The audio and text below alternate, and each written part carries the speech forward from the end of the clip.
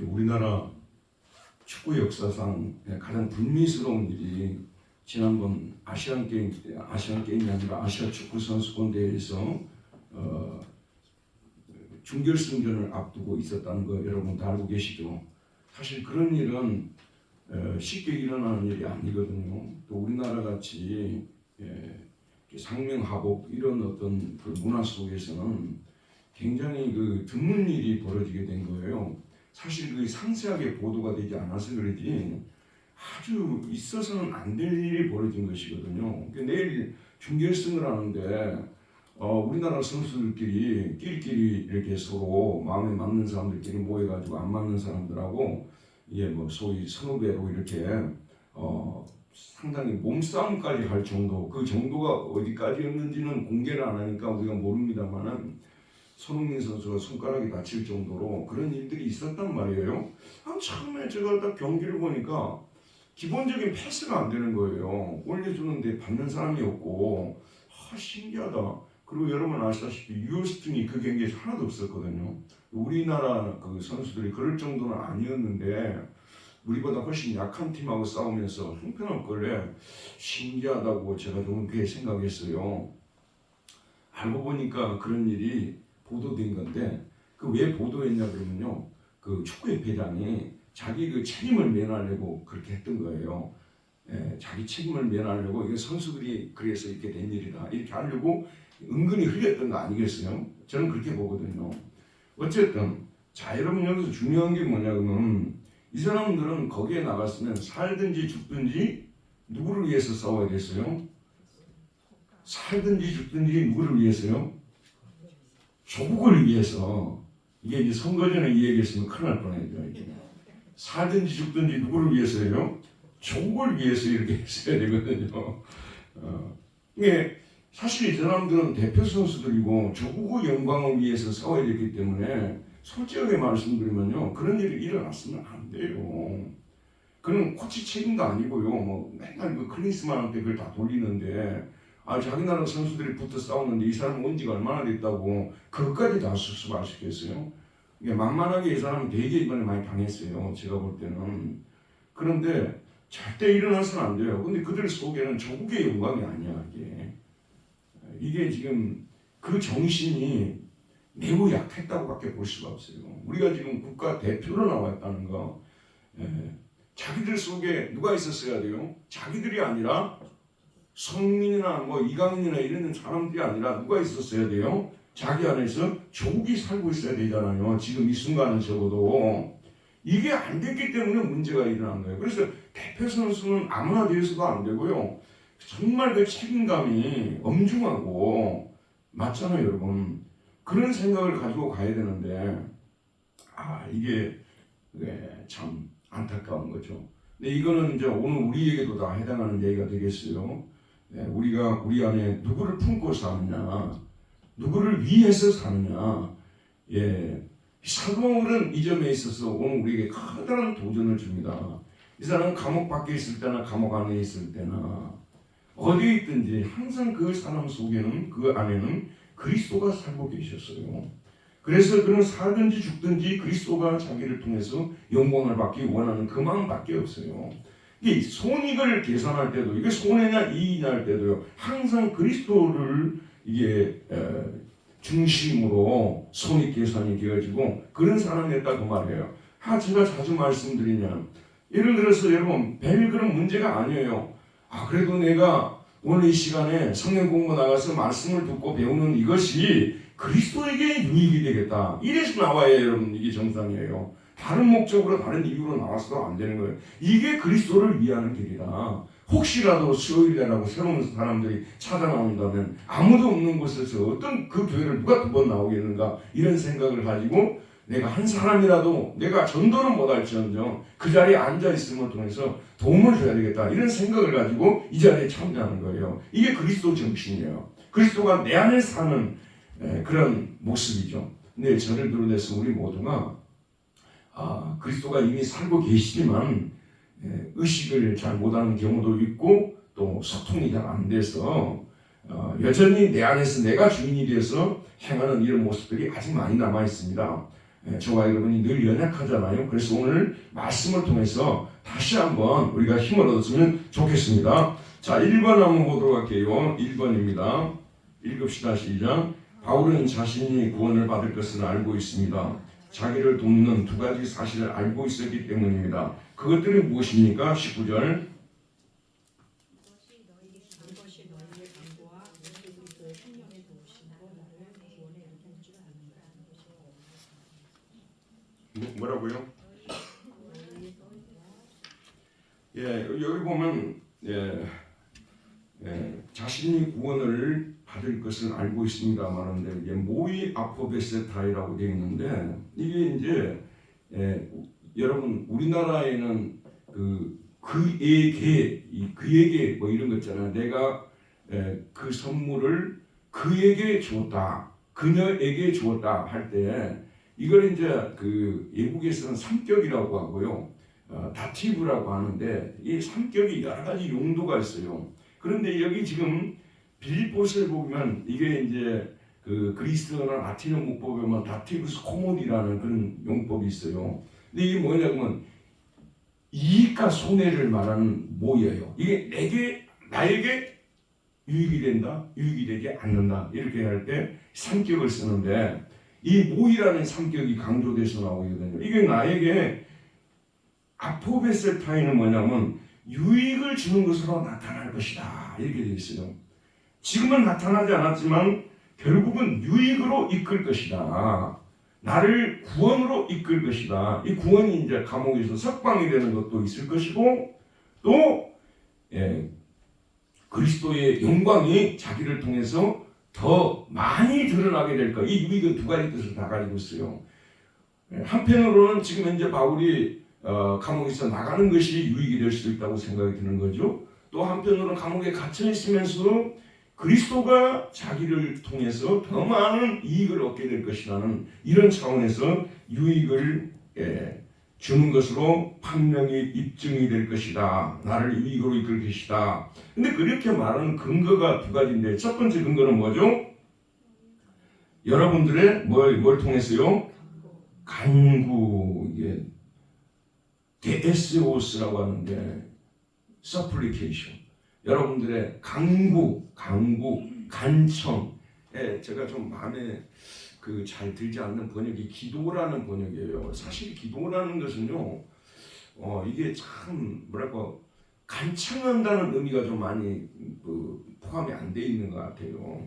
그런데 이 간구, supplication이라고 할 때는 supply가 공급하다는 뜻 아니에요. supplication, 공급. 이게 하나님 이러이러한 것들을 공급해 주십시오. 이게 어떤 공급에 대한 간청이 들어있는 거거든요. 그래서 우리 기도가 어떤 때는 그냥 평범하게 하나님과 교제하는 기도도 있을 수 있고 또 묵상 기도도 있을 수 있지만 너무 다급하고 시급한 문제에 대해서는 간청을 해야 되는 거예요. 간청을. 오늘 아침 새벽 기도에도 제가 성령 충만한 삶을 살려면 조용히 기도해서는 안 된다고 제가 말씀드렸어요. 소리를 내서 기도해야 돼요. 기도를 할 때 얼마나 사탄이 많이 방해를 하는 줄 아세요, 여러분? 기도하다 보면 저도 이제 우리 집사람은 저녁에 예배를 드리면서 함께 기도를 하는데 돌아가면서 기도를 하는데 집사람 기도가 좀 길어지기 시작하거든요. 자주 길어요. 그러면 이제 자주 길어지면 딴 생각이 딱 나기 시작을 해요. 그래서 갑자기 이 생각 저 생각하고 있으면 기도가 이만큼 진행되어 있어요. 이게 이 기도가 집중하기가 정말 어렵습니다. 근데 여러분들 대부분이 어떻게 생각하냐면요, 기도는 내가 마음만 먹으면 할 수 있다고 생각하는 분들이 너무 많아요. 마음만 먹으면 할 수 있는 게 아니에요. 진짜 이게요. 기도같이 어려운 것이 없어요. 여러분 가만히 앉아서 10분 동안 계속 소리를 내서 기도해 보세요. 얼마나 긴 시간인가.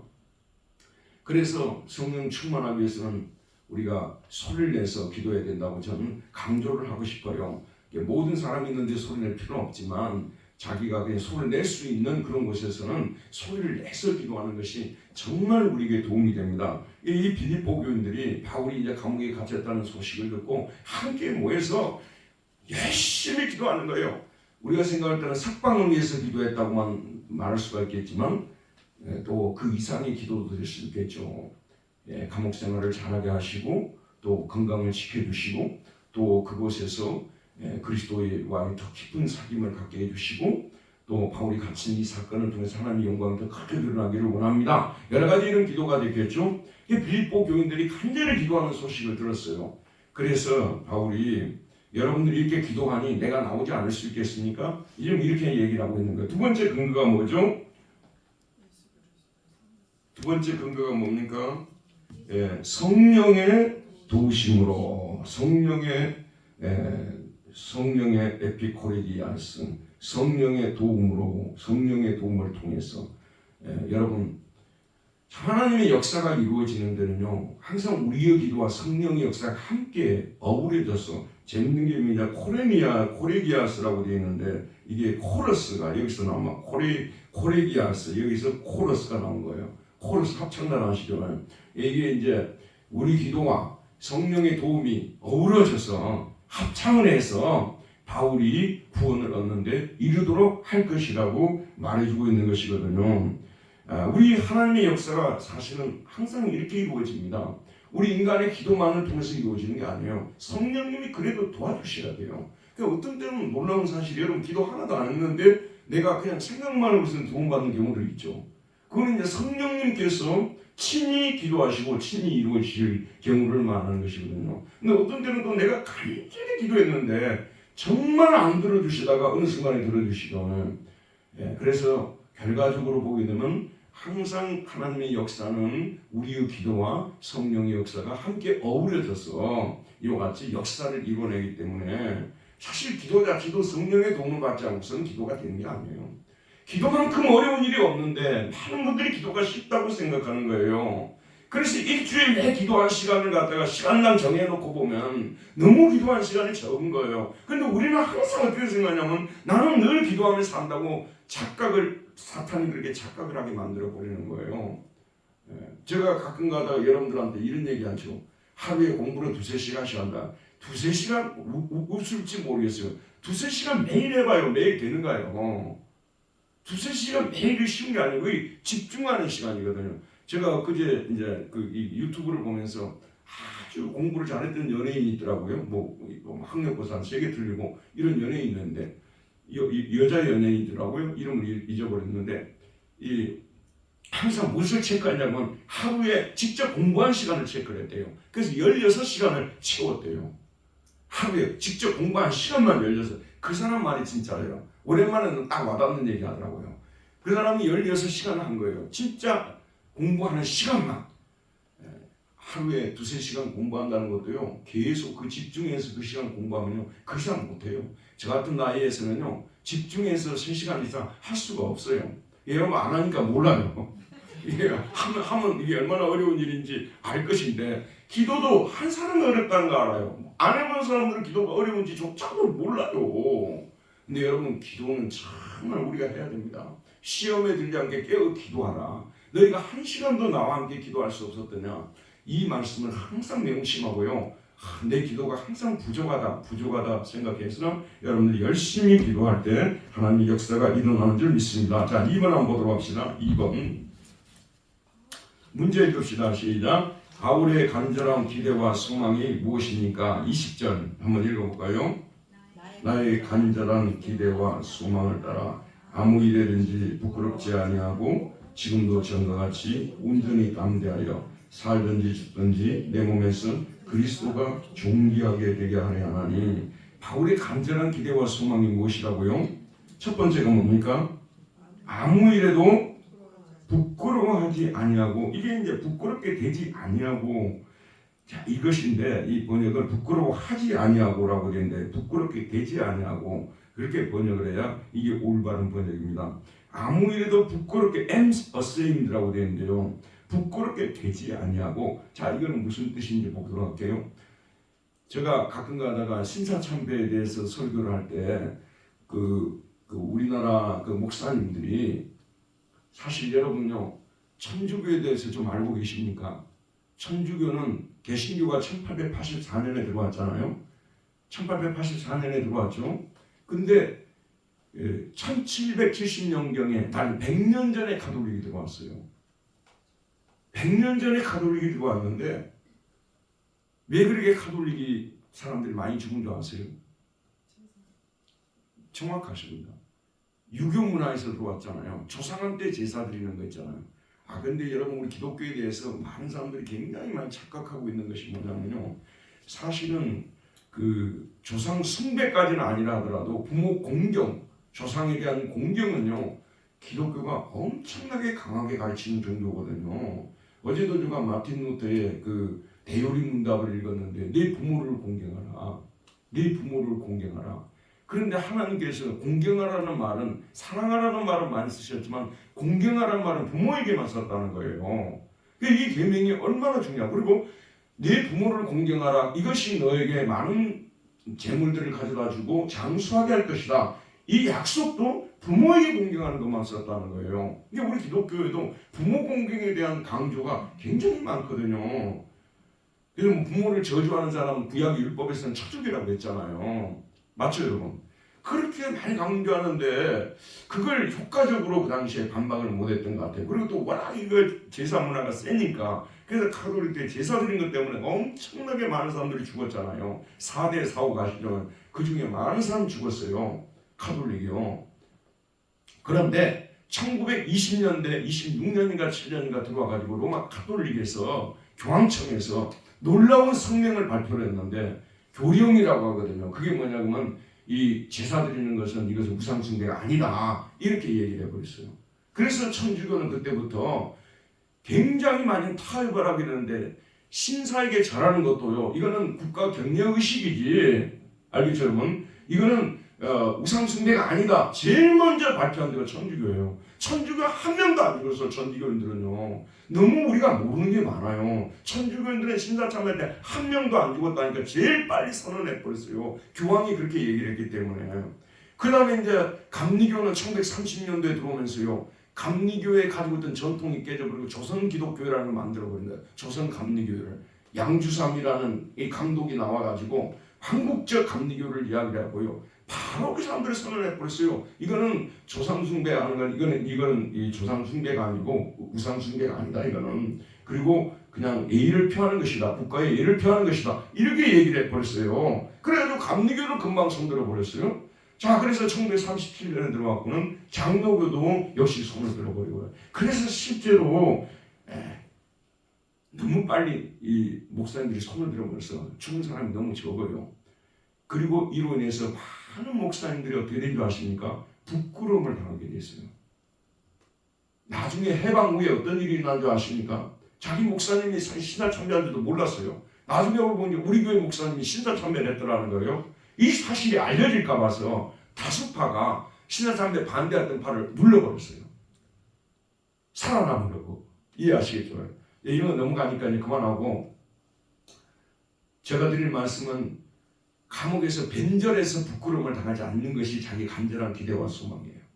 여기서 고문이 막 너무 힘들어가지고 자기가 변절해버릴까. 그게 이제 자기는 항상 기도 제목인데 간절한 기대와 소망은 부끄러움을 당하지 않는 것. 아무 일에도 부끄러움을 당하지 않냐고. 그 다음에 전과 같이 이제도 이전과 같이 항상 그리고 지금. 원래는 항상 그리고 지금도 이렇게 돼 있어요. 항상 그리고 지금도. 근데 우리말로 번역할 때 전과 같이 항상 그리고 지금도 온전히 뭐하게 해요?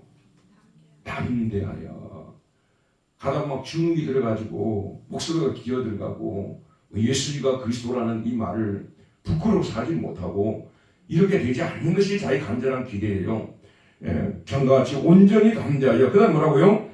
살든지 죽든지 혹시 내가 삶을 통해서 혹시 내가 죽음을 통해서 내 몸에서 누가요? 내 몸에서 누가요? 그리스도가 존귀하게 되는 것이다. 이 존귀하게 된다는 이 메가룬 테스타이라는 말인데 메가룬 테스타이 이걸 존귀하게 된다는 이 말은요. 죄송합니다만은 크게 되어진다. 찬양을 받으신다. 이 크게 되어진다는 이 포인트가 굉장히 중요해요. 왜냐하면 이 메가라는 이 접두어가 메가가 뭐죠? 메가통크 들어보셨죠? 메가토붐 엄청나게 큰 그런 얘기 아니에요? 그러니까 그리스도가 엄청나게 크게 존귀하게 되는 거, 찬양을 받게 되는 거, 위대하게 되어지는 거, 그것이 살든지 죽든지 자기 몸에서 그리스도가 존귀하게 되는 거, 크게 되어지고 찬양을 받으신 것, 이것이 나의 간절한 기대와 소망이죠. 사실 이 설교를 하고 있는 제 자신도 바울과 같은 사람이 아직 못 되어서 부끄러운 마음을 갖습니다. 감옥에 들어가다 보면요, 참 제가 감옥에 들어가 보지는 않았습니다만은 참 믿음이 많이 약해질 것 같아요. 여러 가지 시련을 당하고 옥생활이 길어지게 되다 보면 약해질 수 있고 많은 변절자들이 나오잖아요. 변절을 하게 되는 이런 일들도, 여러분 북한 공산당에 있다가 간첩으로 내려온 사람들요, 그 사람들 보통 사람들 아닙니다. 정말 변절 안 합니다. 웬만해서는 변절 안 하는데요. 제가 강주에 있을 때 우리 교회 여전도사님이 또 우리 목사님이 가서 계속 그 감옥 선교를 해서 강주 교도소거든요. 저도 따라가서 그때 찬양하고 그랬었는데 강주 교도소 계속 드나들어가지고 두 명이 그때 소위 말해서 전향을 했어요. 근데 전향이라는 말은 굉장한 말이에요. 전향서를 써야 돼요, 거기다가. 그리고 거기에 또 후견인 따라줘야 돼요. 그래서 이제 후견인이 우리 목사님이 되시고 그다음에 전향서를 써가지고 하는데 그런 경우 극히 드문 경우예요. 거의 대부분이 전향을 안 합니다. 공산당이 얼마나 센 줄 아세요? 쉬운 사람들은 아닙니다, 그분들이. 근데 어쨌든 바울도 그런 여러 가지 유대인들의 그런 협박과 해유 같은 것도 있었을 것이고 로마인들의 그런 협박과 해유도 있었을 텐데 끝까지 자기가 자신의 몸에서 아무 일에도 부끄럽게 되지 아니하고 전과 같이 온전히 남대하여 살든 죽든지 자신의 몸에서 그리스도가 존귀하게 되는 것, 이것이 바울의 간절한 기대와 소망이었다는 것입니다. 3번 한번 보도록 합시다. 바울은 죽는 것도 유익하다고 말합니다. 그 근거가 무엇입니까? 21절, 이는 내게 사는 것이 그리스도이기 때문이라는 거죠. 바울은 이미 세례받을 때 로마서 6장 3절에서 세례를 통해서 그리스도와 함께 장사되었다고 말했죠. 언제 바울은 죽었어요? 언제 바울은 영적으로 죽었냐는 말이에요. 언제요? 세례받을 때. 로마서 6장 3절에서 바울로 말하자면 다마스커스 도상에서 예수님을 만날 때겠죠. 이미 자기는 이미 죽은 사람이에요. 자기는 예수밖에 없어요. 국가대표 소위 말해서 선수가 되는 그 순간에 조금만 살고 나는 죽었으면 지난번 일 같은 일이 일어나지 않았다는 그런 말씀이에요. 그런데 그 순간에 그들이 죽지 않고 살아 있었기 때문에 문제가 생겼던 것이 아니냐는 그런 말씀이죠. 사실 우리가 예수님을 믿으면요, 자, 저를 보시기 바랍니다. 이게 이제 사탄이 속이는 부분인데, 예수님을 믿으면 여러 가지로 고달픈 일들만 일어날 것이라고 사탄이 많이 속삭여요. 그런데 예수님께서 베드로에게 하신 말씀을 여러분 기억해야 됩니다. 이 땅 위에서 많은 것을 받는다고 말했어요. 그리고 하늘나라에 들어가지 못할 자가 없다고 말했지 않습니까? 저 같은 개인적인 삶을 보더라도요, 예수를 믿고 나면 너무 많은 것들을 하나님 주셔서 감당도 못하고 주체도 못할 정도로 많은 것을 주었어요. 예수님을 믿는 것은 그냥 믿는 게 아닙니다. 우리가 생각지도 못했던 너무 많은 것들을 받게 되어 있는 거예요. 이미 받았고 또 받을 것이고 하나님 또 준비하고 계시는 것이거든요. 그러니까 혹시라도 그리스도를 위해서 사는 것, 나가 죽어버린다는 것 억울하다고 생각하지 마세요. 그리스도를 위해서 죽고자 하면 우리 하나님께서 우리 살려줍니다. 근데 우리가 살고 그리스도가 죽게 되면 결국은 아무것도 남는 것이 없다는 것을 생각하면서 바울은 이미 예수 믿을 때 죽은 사람이고, 그래서 자기가 죽는 것 이건 별것이 아니에요. 자기가 죽어서 그리스도만 이익이 된다면, 그리스도께만 영광이 된다면 그것은 죽는 것도 유익하다는 거예요. 살면 좋겠지만 죽는 것도 유익한 것이 자기가 죽음을 통해서 그리스도가 큰 영광을 받을 수 있기 때문 아니겠어요?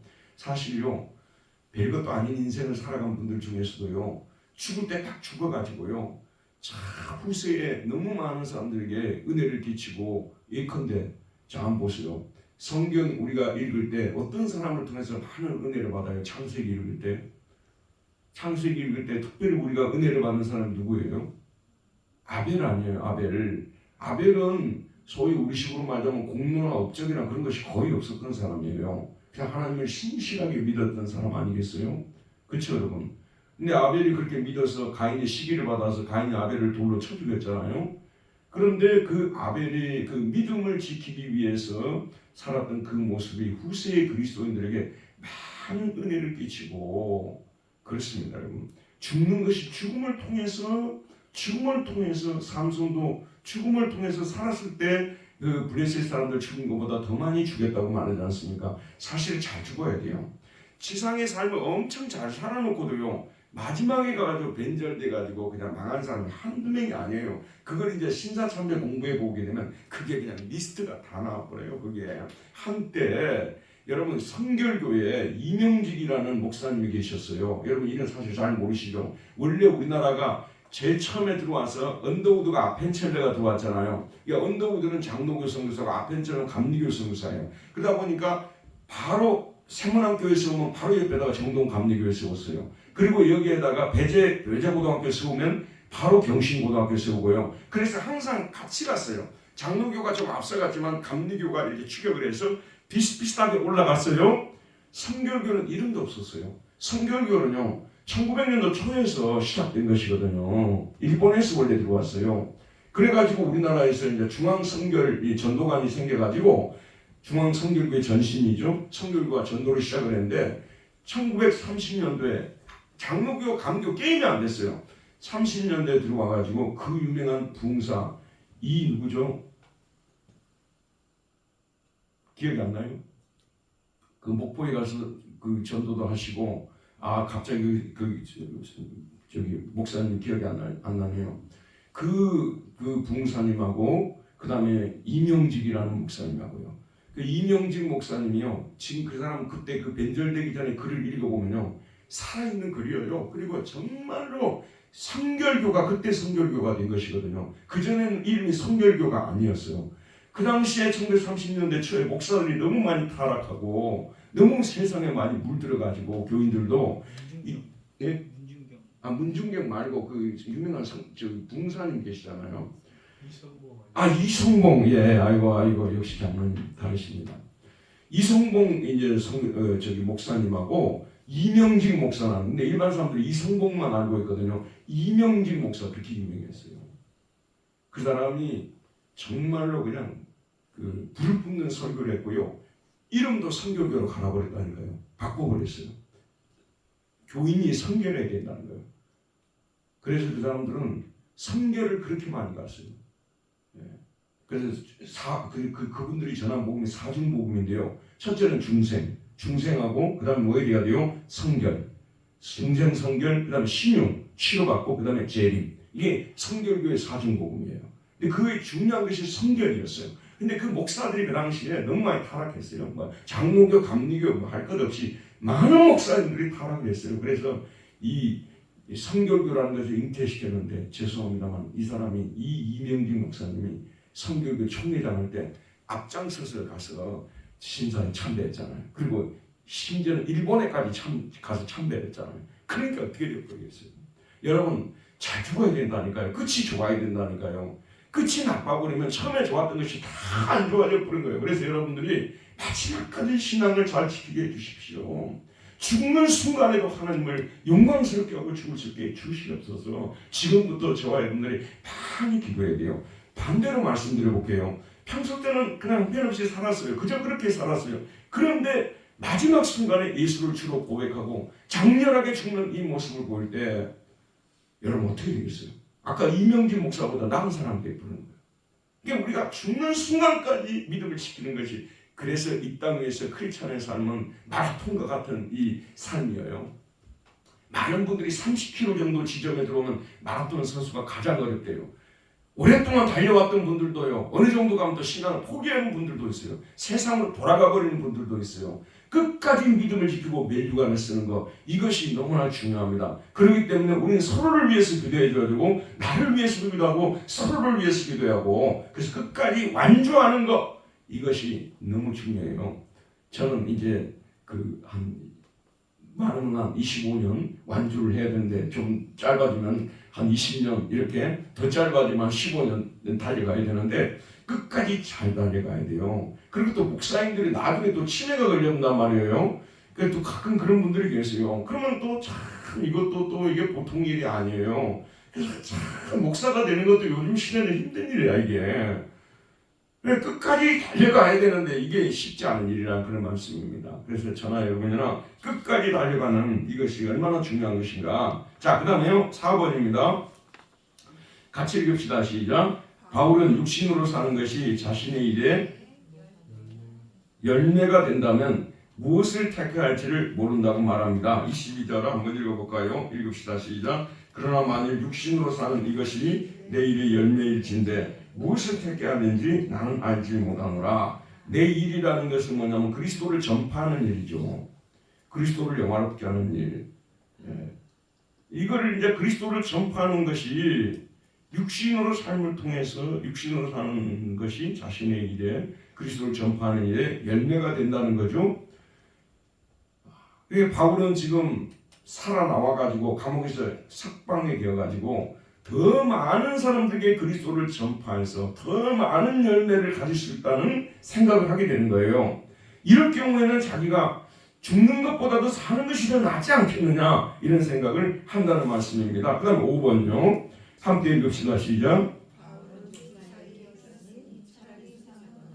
그리스도와 함께 있는 것이 훨씬 더 좋은 일이고 그렇게 하고 싶다고 말합니다. 23절.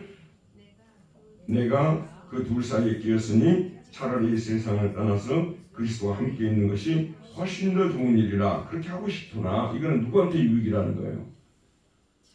자기에게. 자기가 지금 세상을 떠나가지고 그리스도와 함께 있는 것이 훨씬 더 좋은 일. 말에서 뭐해? 요즘 말로 말에 뭐해? 그거 아니에요? 근데 이게 말에 뭐해? 이 나오는데 훨씬 더 폴로 말론이라고 됐는데 폴로 말론 크레이손 훨씬 더 유익하다. 누구에게요? 자기에게. 사실 여기 앉아있는 저와 여러분들이요 착각하는 것이 있어요. 여러분 이 세상을 떠나서 하늘나라가 있는 것이 좋을까요? 아니면 여기 계속 있는 게 좋을까요?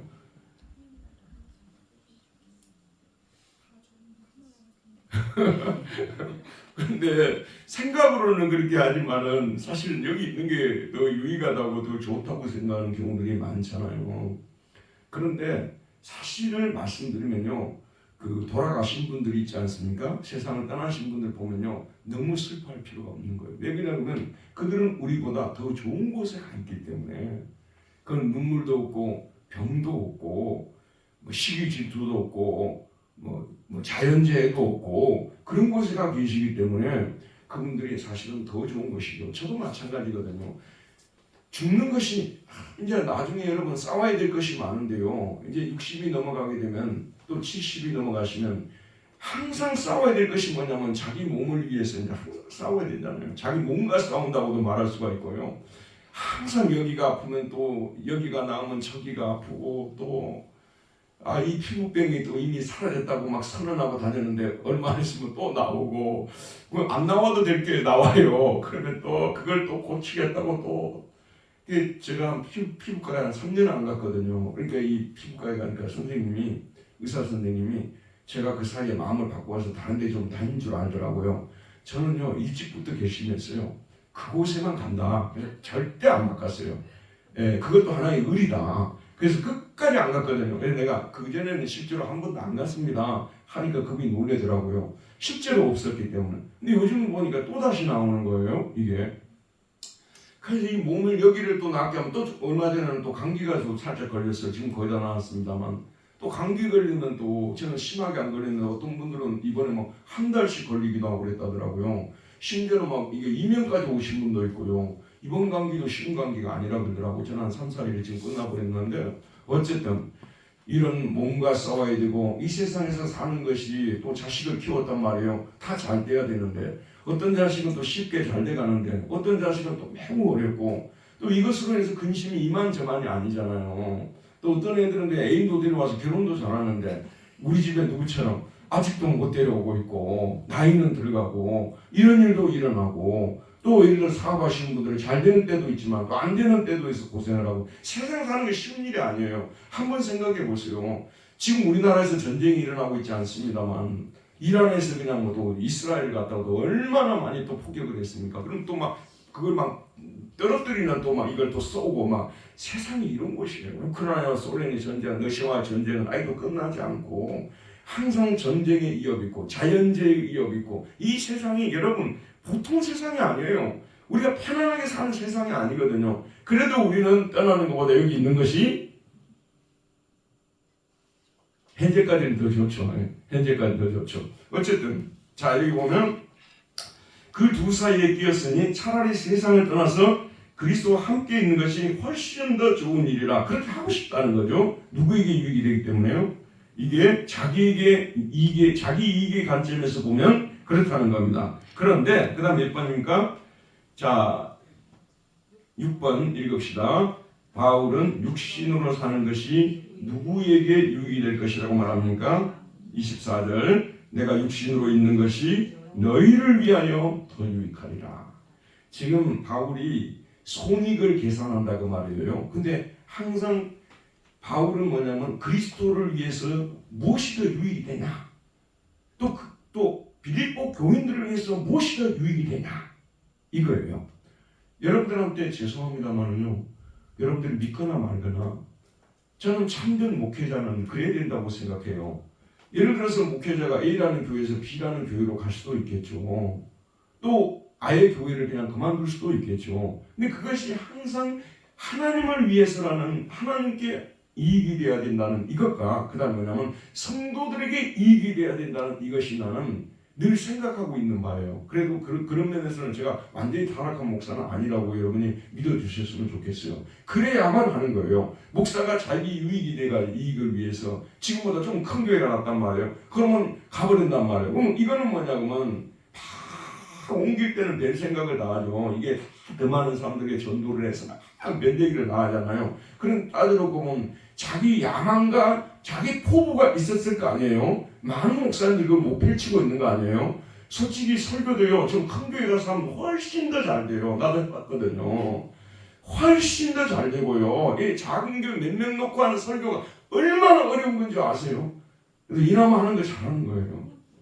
사람이 빡빡하게 앉아있으면은요, 진짜 설교할 맛이 납니다. 그래서 많은 목사님들이 좀 큰 교회 가서 사역을 하고 싶은 이유가 뭐냐면 그런 것 때문에 저는 그랬다고 생각이 들거든요. 그런데 그런 순간이 자기가 왔다 하더라도 자기가 자기 유익을 위해서 만약에 지금 이제 그리스에 있는 어느 교회에서 그랬다면 갈 수가 있을지 모르겠죠. 근데 주변에 있는 A라는 교회로 가버렸단 말이에요. 그러면 그건 도리가 아니라는 생각이 드는 거죠. 이게 우리 목사님들이 항상 교회를 옮기고 교회를 뭐 퇴직하고 할 때 항상 그리스도의 유익과 교회의 유익을 위해서 생각해야 돼요.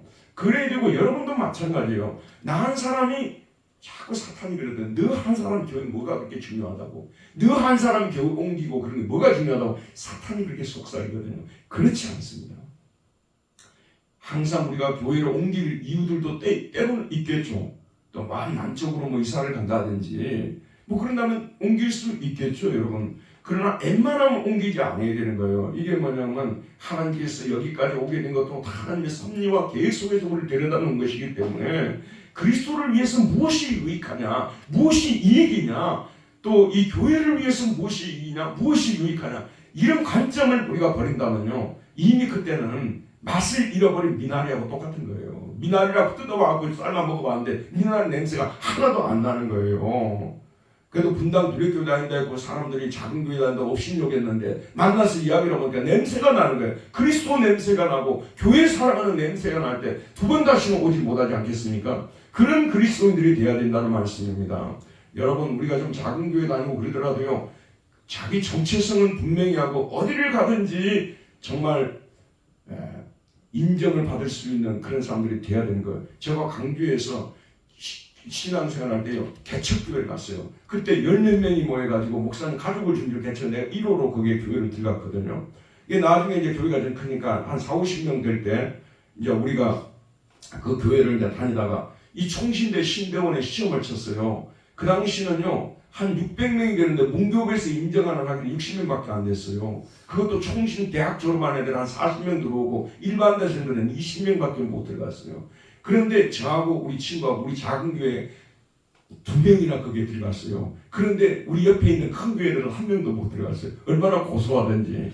이게 참 이게 작은 교회라고 무시를 했는데 보니까 어떤 사람이 왔고 선교단체 그 장이 와가지고 너희들 작은 교회 무시했는데 무시할 교회가 아니었구만 이렇게 얘기를 하더라고요. 여러분도 그런 얘기를 들을 수 있어야 돼요. 어디를 가든지 그리스도인들의 정체성을 분명히 해서 우리의 이익 손익 계산할 때는 이것이 나에게 이익인가 이걸 따지지 마시고요. 이것이 그리스도께 이익이 되는가 또 이 분당 두레교의 이익이 되는가 이것을 항상 따지면서 행하는 사람들이 되어야 된다는 말씀입니다. 그 다음 7번 한번 봅시다. 시작. 바울은 무엇에 대해서 확실히 알고 있습니까? 25절 내가 살 것과 그 다음 뭐요?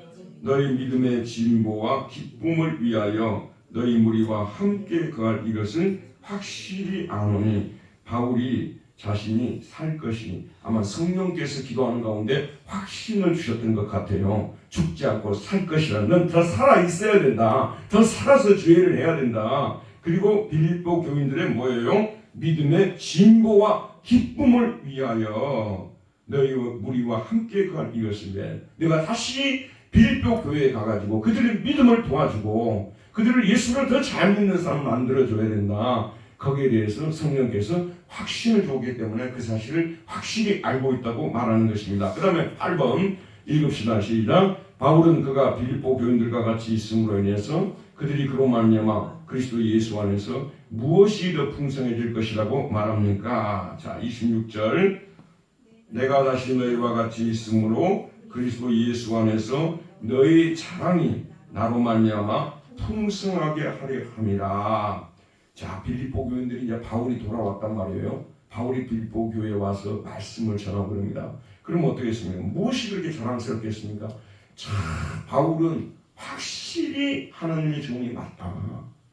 확실히 하나님의 종이 맞다. 그런 그리스도 때문에 감옥에 들어갔고 또 그리스도를 위하여서 하나님이 그를 또 감옥에서 꺼내준 분이시라고 자랑할 수 있고 또 두 번째로는 하나님께서 우리 교인들의 기도를 들어주셨다는 거. 우리 교회가 보통 교회가 아니라 기도를 하면 들어주시는 교회다. 이런 자랑을 할 수가 있고 그 다음에 또 그가 또 우리에게로 와서 바울이 와서 또 우리 교회를 도와줄 것이다. 이런 자랑들을 할 수 있게 만들기 위해서 자기가 살아서 자기가 석방이 되어서 다시 그리스도 전파하는 일을 하면 좋겠다고 이렇게 지금 얘기하는 모습을 볼 수가 있습니다. 오늘 말씀에 결론을 맺겠습니다. 여러분 우리는 예수 그리스도를 믿는 그 순간에 세례를 받는 그 순간에 그리스도와 함께 십자가에 못 박혀 죽은 사람들이고 이제는 누가 사는 거예요? 내 안에 그리스도께서 사신 것이라고 말씀하고 있고 여러분들 우리는 그리스도를 위하여 살아가는 사람들이라는 것을 잊지 마시고 손익 계산할 때도 이것이 그리스도에게 이익이 되냐 나에게 이익이 되냐 항상 따지면서 행동하는 사람들이 되어야 되는 거예요. 저도 이제 나이가 들어가지고 뭐 저뿐이 아니라 많은 목사님들이 요즘 은퇴를 하거든요. 요즘은 이렇게 막 은퇴가 또 많은 분들이 이제 다가온 거예요. 직장도 그렇고 교회도 그렇고 하는데 항상 이것을 생각할 때 교회에 유익이 될 수 있느냐 유익이 될 수 없느냐 항상 이걸 생각해야 되는 거예요. 여러분도 이 교회 안 나오고도 지금은요 교회 안 나오고도 얼마든지 다른 교회 옮겨갈 수 있는 시대가 되었고요. 그랬다고 누가 뭐라고도 하는 시대가 아니에요. 하지만 우리 하나님께서 우리를 여기까지 인도하신 분도 하나님이시고 이 교회를 통해서 하나님 영광을 드러내라고 말씀하신 분도 하나님이시기 때문에 항상 무슨 일을 결정할 때 하나님께 기도하고 또 기도해 보아서 무엇이 그리스도에게 유익이 되고 하나님께 유익이 되고 교회에 유익이 될 것인가 이런 것을 생각하면서 살든지 죽든지 내 몸에서 그리스도가 존귀하게 되었으면 좋겠습니다. 그런 기도 드리면서 살아가시기를 바랍니다. 은혜로우신 하나님 오늘도 생명의 말씀을 우리에게 보내주셔서 또 이 말씀을 통해서 우리를 또한 새롭게 하시고 우리가 이 땅에 살면서 정말 손익계산을 항상 어떻게 해야 될지에 대해서 가르쳐 주시고 정말 이와 같이 믿음을 버리고 변절되어져가는 이런 시대 속에서 우리의 간절한 기대와 소망이 무엇이 되어야 될 것인가에 대해서도 도전을 주셨습니다. 이 말씀에 근거해서 우리 자신을 돌아보고 더욱더 살든지 죽든지 내 몸에서 그리스도가 존귀케 되기를 원합니다. 기도할 수 있는 우리 모두가 되게 하여 주옵소서. 예수님의 이름으로 기도하였습니다. 아멘. 박수 보냅시다. 하나님 감사합니다.